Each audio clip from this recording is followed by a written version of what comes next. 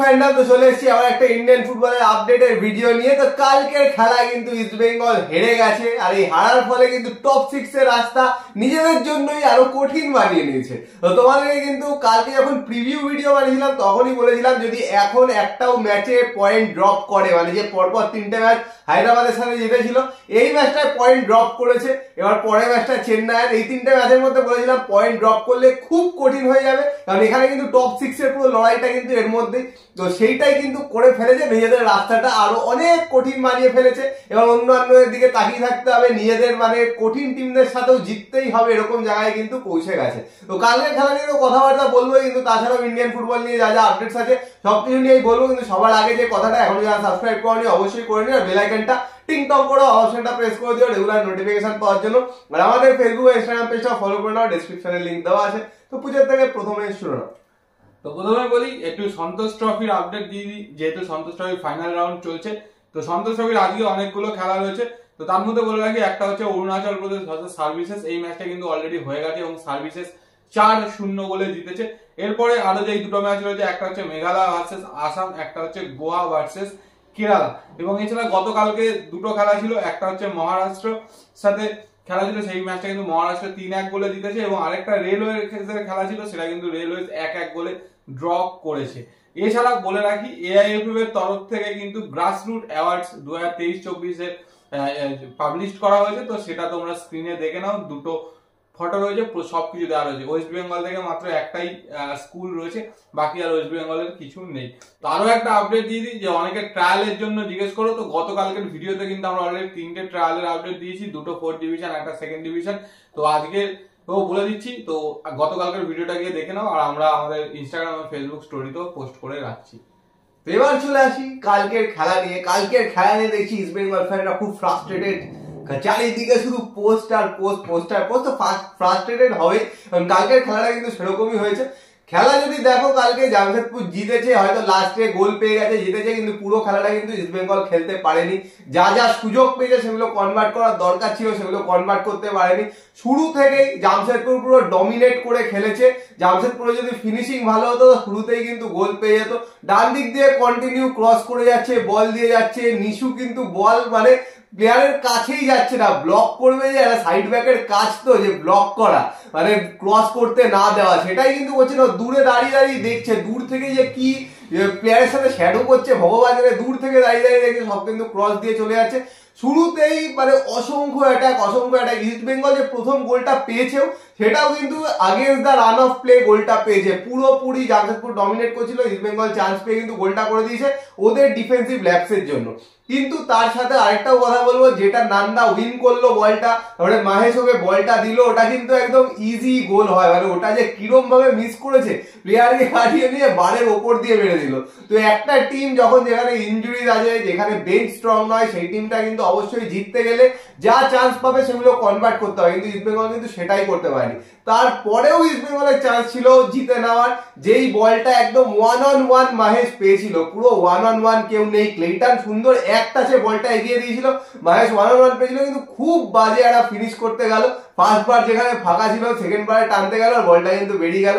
এই দুটো সুযোগের মধ্যে যদি একটাও কনভার্ট করতে পারতো তাহলে কিন্তু রেজাল্ট অন্যরকম হতো।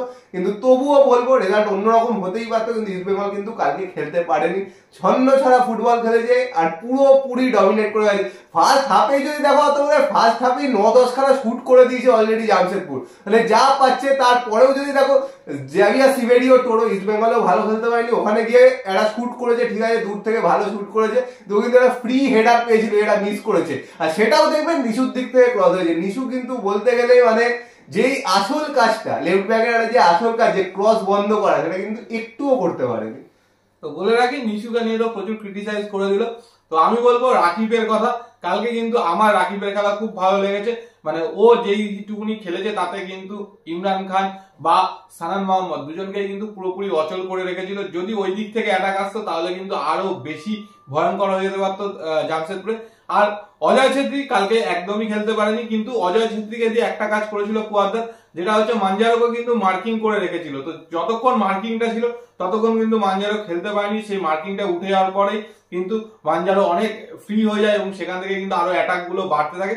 আর যেটা বললো সেকেন্ড একদম শেষ মুহূর্তের গোল, তো ওটা ফ্রি কিক ছিল না, ফ্রি কিক দিয়েছে রেফারি ব্যালেন্স করার জন্য, কারণ একদম শুরুতেই কিন্তু নর্থ ইস্টের একটা পেনাল্টি ছিল, সেই পেনাল্টিটা দেয়নি। আর ওইখান থেকে যদি ওটা ডিফ্লেকশন না হতো, ক্লেটারের মাথায় যদি না লাগতো, তাহলে কিন্তু ওটা গিলের হাতেই যেত, কিন্তু এই হালকা ডিফ্লেকশনে কিন্তু ঘুরে যায় আর ওটা গোল, আর তখন আর গিলের কিছু করার ছিল না। তবে প্যান্টিসকে দেখে কিন্তু খুব একটা খারাপ লাগেনি, প্রথম ম্যাচ ঠিকঠাক, বাকি ম্যাচগুলো কিরকম পারফরমেন্স করে সেটাই হচ্ছে দেখার। বাট যেটা কালকের ম্যাচ থেকেও মনে হচ্ছে, সল ক্রেসপোর না থাকাটা কিন্তু বিশাল বড় একটা ব্যাপার, কারণ ভিক্টর ভাস্কেজ যথেষ্ট ভালো খেলছিল, প্রচুর পাস দিয়েছে, দুটো উইংকে সচল রাখছিল, প্রচুর থ্রু বল বাড়াচ্ছিল, দুটো সাইড দিয়ে খেলা ছিল, কিন্তু ও 90 মিনিট খেলার মতো পজিশনে এখনো অব্দি নেই। তো সেই জন্য ওকে তুলে নিতে, আর ওকে তুলে নেওয়ার পরে কিন্তু মাঝমাঠটা একদম ওপেন হয়ে যায়। তো এইগুলো কিন্তু কোচকে একটু ভাবতে হবে যে কিভাবে টিমটাকে সাজাবে, যে ভাস্কেজকে তুলে নিচ্ছে সেই জায়গায় কাকে নামালে সেই জায়গাটা পূরণ হবে,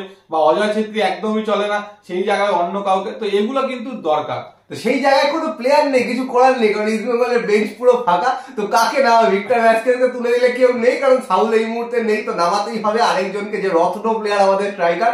আর তাছাড়া অজয় ছেত্রী ছাড়াও অপশন নেই, এডউইনকে খেলাতে পারে, কিন্তু এডউইনের পারফরমেন্স কিন্তু খুব একটা ভালো আগেও ছিল না, এখন হয়তো আবার খেলিয়ে দেখবে অজয় ছেত্রী, যেহেতু একদম মানে দেখা যায় না অজয় ছেত্রীর খেলা আর কি বলতে গেলে। কিন্তু একটাই জিনিস বলবো, বাদিকটা রাকিব হয়তো ডান দিকে 50% আটকাচ্ছে, 50% বেরোচ্ছে, ঠিক আছে চেষ্টা করছে, কিন্তু বাদিকটা কিন্তু মান্নান নামলেও বাজে খেলছে, নিশু নামলেও বাজে খেলছে। কারণ ইমরান খান তো নাচাচ্ছে গিয়ে, ইমরান খান সুন্দর টেনে নিয়ে ঢুকে গেল, শুট করে দিল, যেটা শুট করেছিল ওটা কিন্তু গোল হতে পারতো একটুর জন্য বাইরে।